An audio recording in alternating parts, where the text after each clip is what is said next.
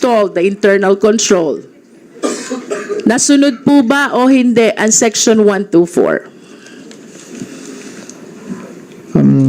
Madam Chair, based on the COA report, there is a guidelines, but then the guidelines is not sufficient. So there is In other words, Section 124 was not strictly complied with also by the OVP. That is the implication of the answer of the COA. Now, I wish to invite the attention of the COA to the documents that need to be provided for us to be able to liquidate the distribution of goods. One is distribution list. This is only few of the several documents. 2 is property acknowledgement receipt. 4 is request and issue slip. And 5 is deed of donation. Ito po bang 5 documentary requirements na ito ay na-submit, na-provide ng OVP in the liquidation of the distribution of welfare goods? Yes or no lang po? Madam Chair, based on our report or audit, some of distribution list was submitted, but some of the distribution lists were not submitted. For particularly those mentioned in the report for the distribution of rice. Thank you. And for us to have a better picture of what the COA meant by some were submitted, some were not, may I request the Secretariat to please flash the second slide. There.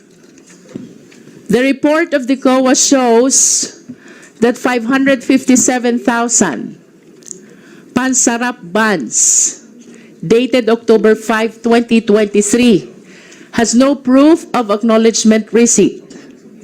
Does the COA confirm? Madam Chair, yes po.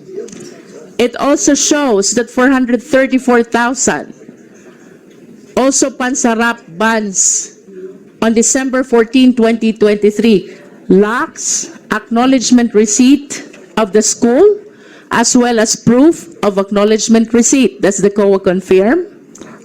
Madam Chair, yes po. Can you please show again Does the COA confirm the 460,000 supply of rice?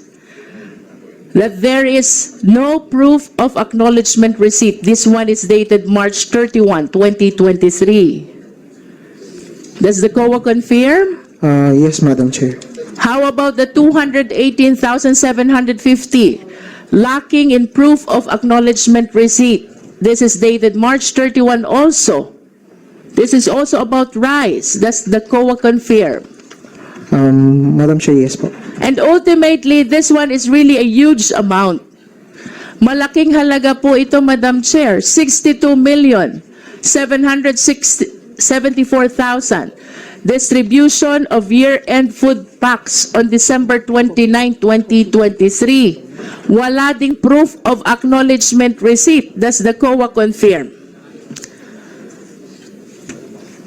Yes, Madam Chair. In other words, Madam Chair, this is almost 65 million which were not properly liquidated with the COA.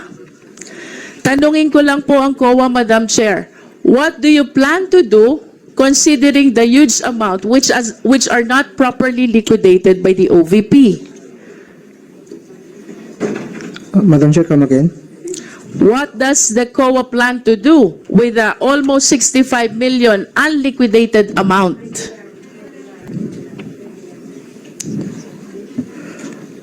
For this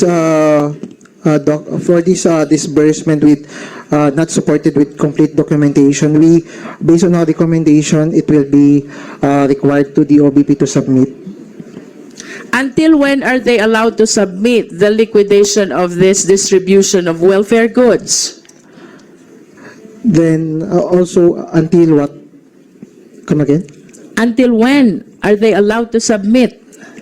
Madam Chair, if not submitted within the time given with the OBP, we will address it or issue a notice of suspension. Wala po ba tayong guidelines when it comes to the prescriptive period kung kailan tayo magsasubmit ng documentary requirements to explain the distribution of welfare goods? This is almost 65 million, Madam Chair.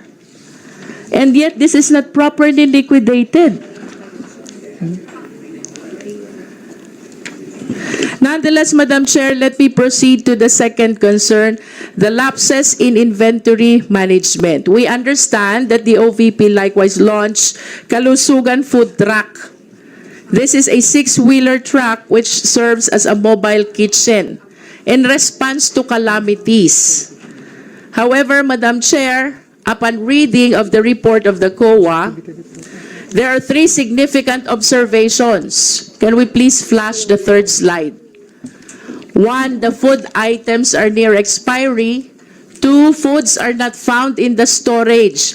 And 3, they are placed in unventilated storage. Madam Chair, I understand that this is not a huge amount. However, I wish to invite the attention of the committee that this is the same observation that we had in the budget of the Department of Education, Madam Chair. So, I wish to raise the concern that ano po ba itong failure to account the distribution of welfare goods? Sana naman hindi. But I'm afraid that this might be another case of ghost delivery. How do we know that this is not really a case of ghost delivery?